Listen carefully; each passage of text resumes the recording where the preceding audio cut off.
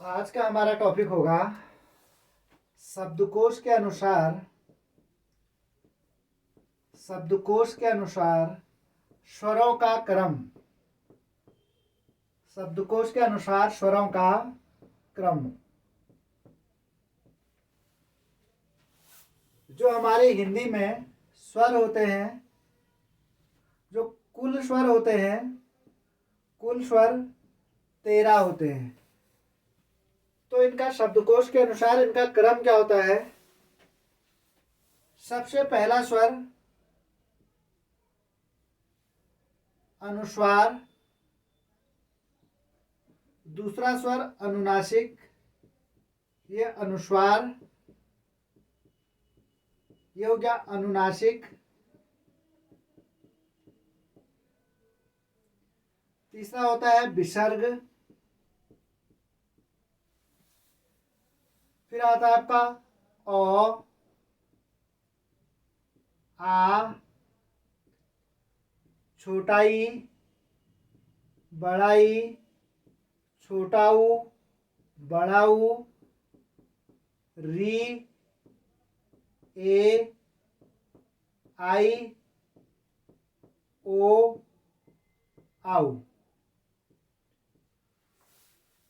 ये हमारा क्या होता है? शब्दकोश के अनुसार स्वरों का क्रम होता है। ठीक है।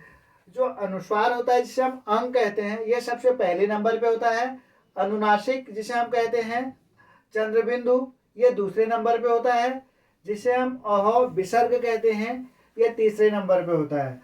और उसके बाद अ, आ, ई, उ, ए, आई, ओ, औ होता है। ये तो होता है शब्दकोश के अनुसार स्वरों के क्रम। यहाँ से जो पेपर में क्वेश्चन बनने का चांसेस रहता है वो रहता है, यदि आपसे पूछ दे कि शब्दकोश के अनुसार अनुस्वार का प्रयोग कब होता है, तो अनुस्वार का प्रयोग सबसे पहले होता है। अनुनासिक का प्रयोग कब होता है? अनुस्वार के बाद होता है। ये तो आ गया शब्दकोश के अनुसार स्वरों का प्रयोग। एक टॉपिक, एक क्वेश्चन यहाँ से बन सकता है। दूसरा आ जाएगा आपके लिए, आप शब्दकोश के अनुसार स्वरों का उच्चारण स्थान। शब्दकोश के अनुसार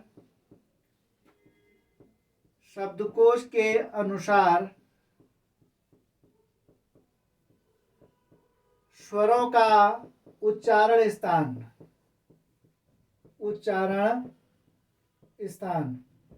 शब्दकोश के अनुसार स्वरों का उच्चारण स्थान क्या होता है?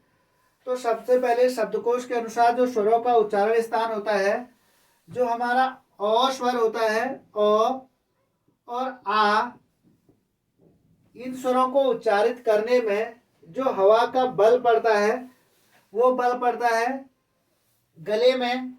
और गले का पर्यायची शब्द है कंठ, इसलिए अ को कंठ स्वर कहा जाता है। कंठ स्वर। अ क्या हो गया हमारे? कंठ स्वर। इसके बाद आता है ई और ई। ई जो ये स्वर होते हैं, इन स्वरों को बोलने में जो बल पड़ता है हवा का, वो हवा का बल पड़ता है तालु पे, इसलिए इन स्वरों को कहा जाता है तालु स्वर। इन स्वरों को तालु स्वर, या इनका दूसरा नाम होता है तालव्य स्वर। तालव्य स्वर, तालु स्वर, या इनका नाम क्या हो जाएगा? तालव्य स्वर। इसके बाद अगला स्वर होता है उ। इन स्वरों का उच्चारण स्थान होता है। इनको बोलने में जो हमारे होंठ होते हैं आपस में चिपक जाते हैं और थोड़ा सा बीच में हल्का सा स्पेस रहते हैं जहां से हवा के साथ इनका उच्चारण बाहर आता है। ये कहलाते हैं ओष्ठ स्वर। ओष्ठ्य स्वर। ओष्ठ्य स्वर, ये स्वर हमारे क्या कहलाते हैं? ओष्ठ स्वर। उसके बाद आता है री। जो हमारा री है, री बोलने में हमारी जीभ हल्की सी मुड़ती है, इसलिए री का उच्चारण स्थान हो जाता है मूर्धन्य स्वर। मूर्धन्य स्वर। री के बाद अगला हम देखेंगे री के बाद आ जाता है ए और आई।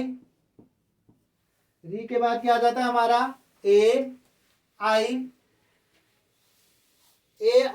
जो ए होता है ये ओ प्लस ई से मिलकर बना होता है। तो ओ जब हमारा कंठ स्वर है और ई हमारा तालु स्वर है, तो ए ई दोनों क्या हो जाते हैं कंठ तालु स्वर। कंठ तालु स्वर। आई भी कैसे हो जाएगा कंठ तालु स्वर? ओ आई जो हो जाएगा, आई बना होता है ओ प्लस ए से मिलकर। जब ए कंठ तालु है तो आई भी कंठ तालु। ओ प्लस ए बराबर आई होता है, तो इसीलिए ए आई दोनों क्या हो जाएंगे कंठ तालु स्वर। इसके बाद आ जाता है ओ और आउ। ओ और आउ। ओ जो मिलकर बना होता है ये ओ के साथ ऊ मिलकर बना होता है। ओ को हम कंठ स्वर कहते हैं, ऊ को ओष्ठ स्वर। तो इसलिए ओ आउ कंठोष्य स्वर कहलाएंगे।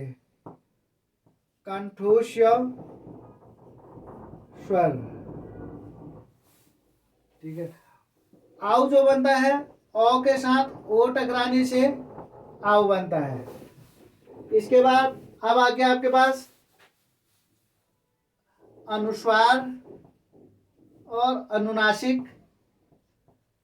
अनुस्वार और अनुनासिक ये दो स्वर कहलाते हैं नासिक स्वर। नासिक्य या नासिक स्वर, नासिक के स्वर। क्योंकि इन दो स्वरों को बोलने में जो हवा का बल होता है वो नाक में पड़ता है, इसीलिए इन स्वरों को कहा जाता है नासिक के स्वर। उसके बाद बचा आपके पास विसर्ग। विसर्ग स्वर को उच्चारण स्थान के आधार पर बोला जाता है काकल स्वर। काकल स्वर। तो ये हो गया हमारा आज का स्वरों के आधार, स्वरों का उच्चारण स्थान और स्वरों का क्रम। आज की क्लास में इतना ही, आगे कल। ओके, धन्यवाद।